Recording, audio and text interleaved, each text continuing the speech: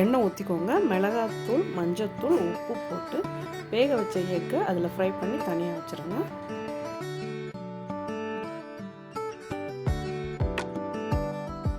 எண்ணெய் ஊற்றிக்கோங்க.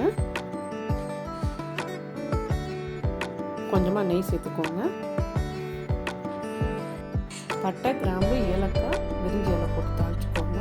வெங்காயம் போட்டு நல்லா வதக்குங்க. வெங்காயத்தோட 4 பச்சை மிளகாயும் சேர்த்துக்கோங்க.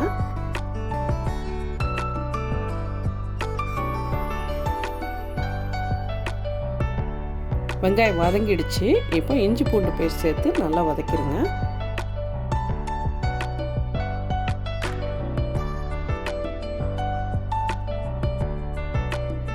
தக்காளி சேர்த்து நல்லா இப்போ வதக்கிடுங்க.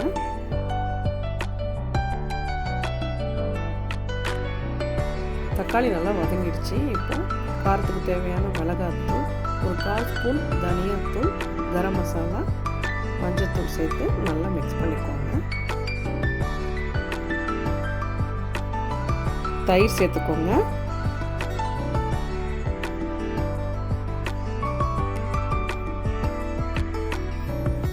வாட்டர் தேவையான அளவு சேர்த்துக்கோங்க. உப்பு தேவையான அளவு சேர்த்துக்கோங்க. ஊற வச்ச பாஸ்மதி ரைஸை இதில் சேர்த்துருங்க. அப்படியே மூடி வச்சுருங்க. ஸ்லோ ஃப்ளேமில் வச்சுருங்க.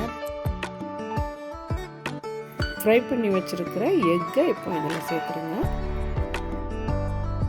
இப்போ வாசனைக்கு கொத்தமல்லி, புதினாவை சேர்த்து நல்லா மிக்ஸ் பண்ணி மூடி வச்சுருங்க. 5 மினிட்ஸில் ரெடியாகிடுங்க. தம் போட்டு வச்சுருங்க.